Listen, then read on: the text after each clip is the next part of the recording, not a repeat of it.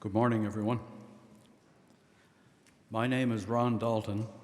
I'm co-president of Innocence Canada, and more importantly, a friend of David Milgaard and David Asper.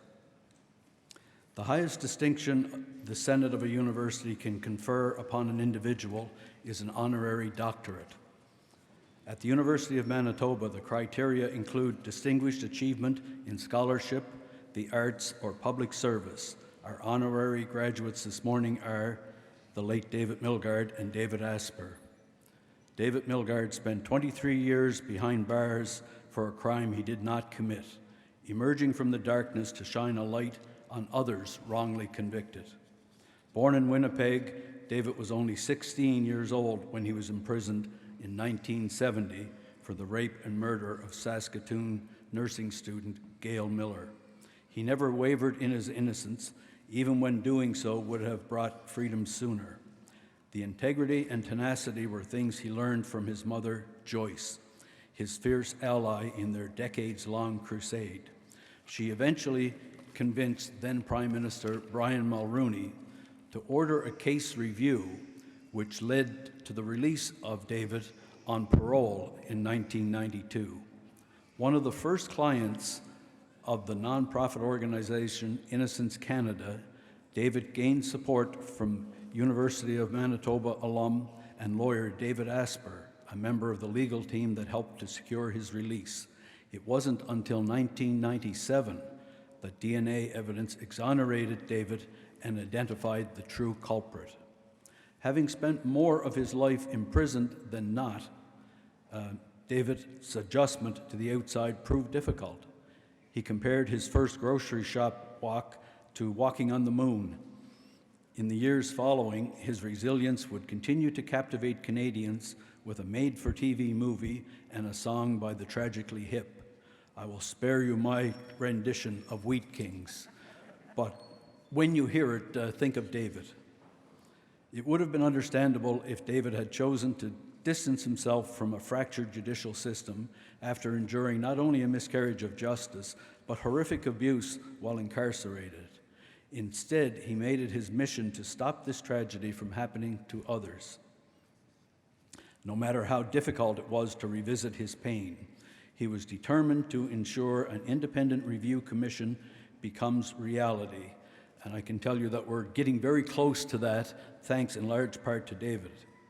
His guiding philosophy was, you cannot do nothing when you can do something. David was not only supported the successful exonerations of other wrongly convicted, but he significantly advanced the dialogue of prisoners' rights and moved the needle in the justice system in our country. In recent years, the father of two teenagers called Calgary home, but he brought his advocacy to audiences across the country. Among colleagues in the legal realm, he was known for his unprecedented perseverance, strength of character, and optimism. I will miss my friend David. And I'll now read the citation for his friend David Asper. David Asper has made exemplary contributions to Manitoba and Canada through philanthropy, community service, and advancing law, justice, and human rights. Many Canadians will associate Mr. Asper with his tireless efforts to overturn the notorious wrongful conviction of David Milgaard, a case he was introduced to as an articling student in 1986. The fight to free David Milgaard lasted years, and David Asper faced challenges and criticism for refusing to accept the status quo, where many would have abandoned the pursuit, fearing loss of personal reputation or political fallout. He persisted in the face of almost insurmountable systemic resistance. After visiting the scene of the original incident, re-interviewing witnesses, and uncovering new evidence, he formulated compelling arguments for David Milgaard's innocence. He led what became a political crusade to rectify the point at which the law protected the true wrongdoer and punished the innocent. Joyce Milgaard, David Milgaard's mother, has called Mr. Asper her knight in shining armor and credits him for teaching her about advocating for justice. That's high praise indeed. Mr. Asper continues to be a vocal advocate in the media and academia for the wrongly convicted, founding the Manitoba chapter of the Association in Defence of the Wrongly Convicted, which we've now rebranded as Innocence Canada, a national organization. In 2008, he founded and funded the David Asper Centre for Constitutional Rights at the University of Toronto, where he inspires hundreds of law students to do public interest work and advocate for constitutional rights. At home, he served as acting dean of UM's Faculty of Law from 2020 to 2021, encouraging the next generation to pursue truth, justice, and the betterment of all. Following his legal career, Mr. Asper excelled in business as former chair of the National Post and senior executive at CanWest Global Communications. Among his many passions is football, which he has elevated greatly in this province. He is the former vice chair of the Canadian Football League and chair of the Winnipeg Blue Bombers. Although I recall David Milgaard was more of a Rough Riders fan. They seem to get along just the same. Mr. Asper spearheaded the new stadium at the University of Manitoba, bringing about a $20 million fitness center for athletes, students, staff, and the surrounding community. His volunteer contributions include leadership of the Winnipeg Police Board, Winnipeg Folk Festival, Pan Am Clinic Foundation, and Centre Venture Development Corp. Currently, he chairs the Manitoba Police Commission and serves on the board of the Forks North Portage Partnership. Mr. Asper recently retired as chair of the Asper Foundation and continues to serve as a trustee. He has donated generously towards local health care, poverty reduction, and post-secondary education.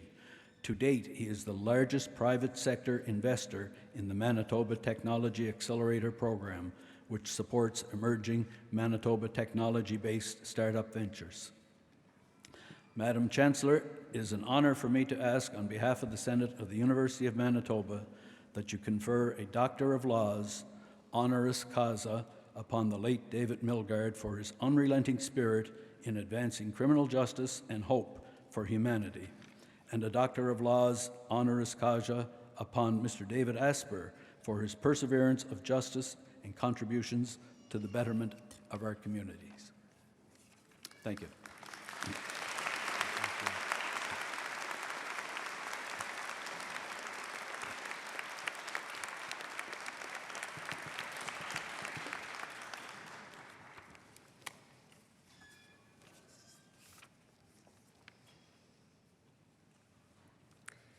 By virtue of the authority vested in me as Chancellor of this university, I admit the late David Milgaard to the degree of Doctor of Laws, honoris causa, with all the rights and privileges thereto appertaining.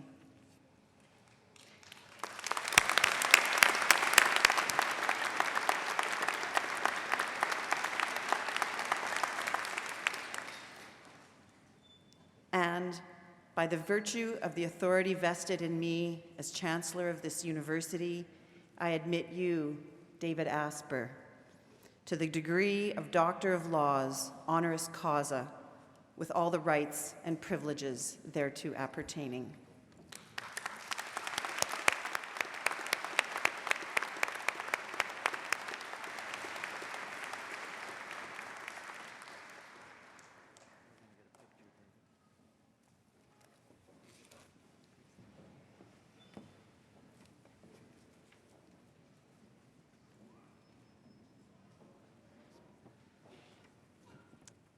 So before I called Dr. Asper up to speak, I wanted to tell you all that I had the privilege twice to speak to David Milgaard to invite him to Convocation.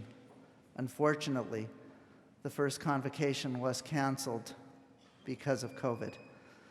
I want to tell you that after each of those conversations, I left so inspired by this human being. He didn't want to come and be honored for himself. All he could speak about was an opportunity to speak to law students and to speak to a convocating class about the work that he has done and the important importance of justice for all. And you know, in those two brief moments, I was able to catch a glimpse of this remarkable, remarkable human being. I would now like to call on Dr. David Asper to address Convocation.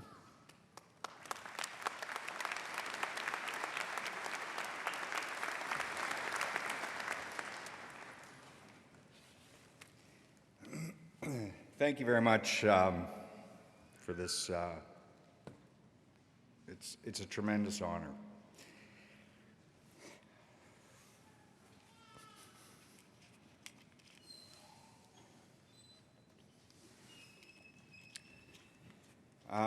I want to begin by, congratulating all of you, all the students here today, from various faculties, from achieving, an important step in your life journey. Not having David here guides my comments, I think, toward the law students, but I think there's some themes that I hope you'll pick up on that are universal, that we can take away from a remarkable person. And since a big reason why I'm here today is because of David, rather than doing the usual kind of convocation speech, I decided to write him a letter. And I want to share it openly with all of you. And as I say, I hope you'll find some universal themes of meaning. It's tough.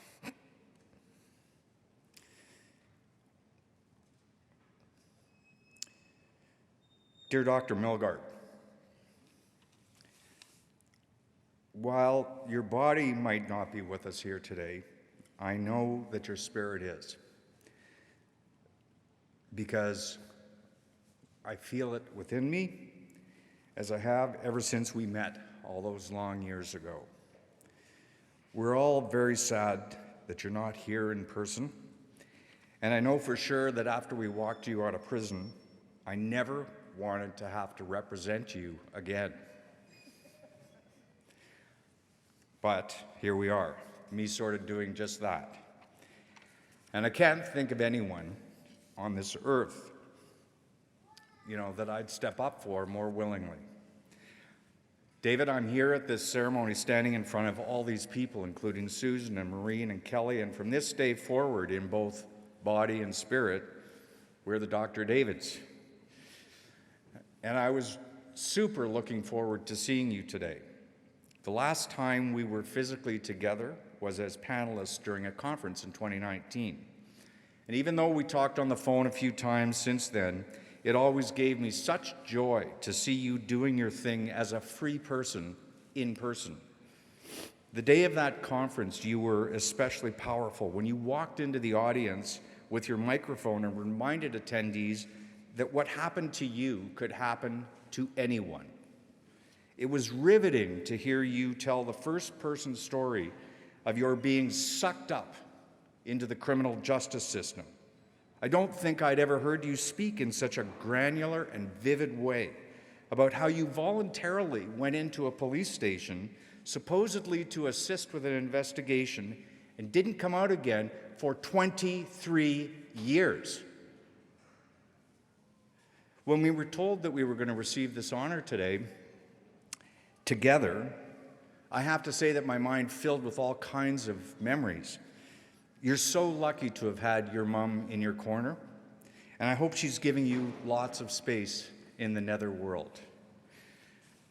One of the memories I had was about my own mother, and I know Rowan talked about this at the valedictorian address to the law grads, and it's a wise point.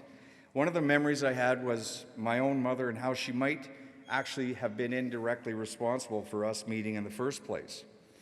See, she used to write me birthday cards with the inscription, quote, "And above all else, to thine own self be true," which is a speech from Hamlet. And I never really knew, instead of the flowery, happy birthday, I love you, blah, blah, blah, birthday card stuff, she kept saying this to me over and over.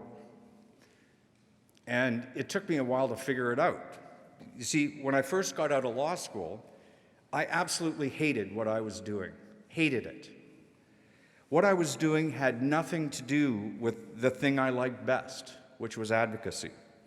And one day I looked in the mirror and I looked at myself and I saw someone who was not being true to himself. I took my mom's advice and I went looking for a job in criminal law. And fortunately, I got hired by a great firm and got mentored by patient, high-quality people. It was only on the third day of my new job at this criminal firm that I met your mom, Joyce, in her Schwalsch's office. She had a box and a few plastic bags full of transcripts and documents, and she was really, really forceful that you were innocent, had already served 17 years at that point in prison for something that you did not do, and that we needed to do something about it. My boss told me to read what she had brought, go meet you at Stony Mountain Penitentiary, and then report back to him on what I thought. I was kind of shocked at what happened on literally my third day of being a criminal defense lawyer. Seriously, this kind of magnitude of injustice and the opportunity to fix it is why a lot of us went to law school in the first place. I read everything that your mom had brought to the office, which included all of your prison records that were organized chronologically. I didn't know what to read first, actually. There was a lot of it.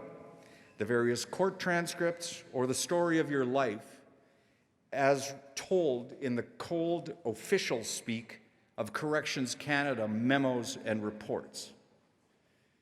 I started with your prison life, and it was agonizing. I know you wouldn't want me to dwell on that part of the story, but it was my first introduction to you, and it ripped my heart in half. It is still an open wound of what happened to you in our prison system. And when all of those people mocked and vilified us, your lawyers, for advocating so strongly on your behalf, it poured salt in that wound every single time because it dehumanized you as being just another number and voice taken captive by a legitimate system. Worse, it was the typical systemic attitude that you and we, by default, must be wrong. Sorry, David, but I can't let that go, even though you did and are the better person for it. My next step was to read all the court transcripts and all the court stuff and try to figure out what the case was about, and I devoured it. I could see how on the surface you were convicted, but at the same time, something didn't seem right. It took us a while to unlock it, but I knew almost from the beginning that yours wasn't a phony, frivolous claim of innocence. You probably don't remember, but we met about a week later after I met your mom in my boss's office, and we met up at Stony, of course. The reason I remember it is because I was totally freaked out going into that jail. It seemed so intimidating, which is, I guess, what jails are actually supposed to be. You bounced into the interview room and we greeted each other, and you immediately started making fun of my chipped and beaten up motorcycle helmet. Remember, I used to have that Yamaha 650 that I used to ride up to Stony when I came up to visit you. When I think back, I have to say that you weren't quite what I expected in that big old prison. You were warm and funny and passionate, and super passionate, of course, about your innocence. Over the years, when you were in there, we shared many moments of dialogue, debate, jokes, anger, depression, and sometimes I could see your suffering. How many times did you try to fire me, LOL? We talked many times about you getting parole because I just thought you should do anything to get out of that jail. And you would have none of it. And I remember you sucker punched me one time when we prepared for one of your parole hearings.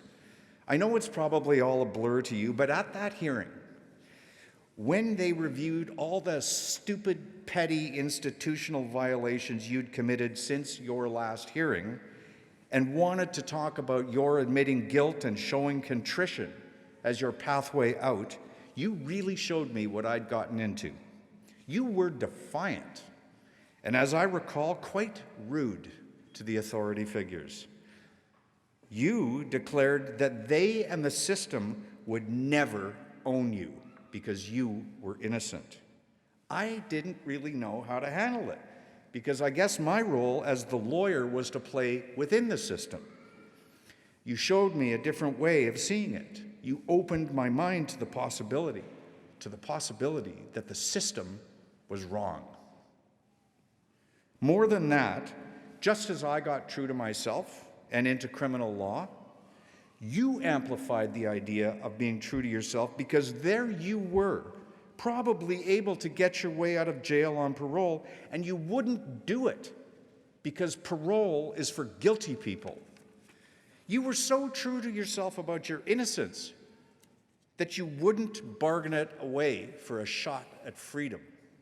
Man, that knocked me out. I think it's really important for us to tell the law and other graduates to know about being true to yourself. It has definitely served me well in law, in business, and community service, and it was a defining strength that got you through and out of your ordeal, and then beyond into your own public service on behalf of other wrongfully convicted people. Another memory I had of those early days when we first met was that you were trying to get some university education from the U of M while you were still inside prison. And if you were here today, I would have loved to walk you around this beautiful campus because it's where I got a great education. Some of my most influential profs have passed away. And if you ever run into Wally Fox Decent, Tom Peterson, or Merrick Debicki in the spirit world, please say hi for me. Others like Paul Thomas, Peter St. John, and Grant Cosby are still hanging around here on earth, and every one of them has meaningfully contributed to me being able to successfully represent you. You would have loved Cosby's class on ethics and society. Some of what we had to do in your case stretched ethical boundaries. And if I hadn't taken a couple of those philosophy courses with Cosby, I'm not sure I could have kept my head screwed on straight. Collectively, they taught me about the way the world worked, and without knowing that, we could not have taken it apart, as we had to do in your case. I'm very fortunate to have had these folks as profs, and I really hope that all of you graduating today will reflect on and also be grateful to your profs, who've already and will continue to influence your lives. Doc Milgaard, these are just a few of my thoughts that come to mind in a short letter, and I wish we had time together because we could go so much deeper. I'm humbled to be receiving this honor with you. Nothing I've done in my life compares with the triumph of your human spirit. For whatever the system took away from you in years, it never stopped you from being a decent, caring human being, a son, a brother, a dad, a friend, a beacon to all who need to know that light can in fact overtake darkness. As Ron said, if Canada ever gets an independent commission to deal with wrongful convictions, it will be because of your advocacy. Your spirit will have not only got you through, but will live in the success stories of others. Congratulations, Doc Milgaard. Let's hope these law grads head into their lives with a sense of purpose and justice. Let's hope that all grads will be true to yourselves, honor and put to good use the education you've received, and let's hope that your human spirit will make the world a better place to be. Yours sincerely, Dr. David Asper.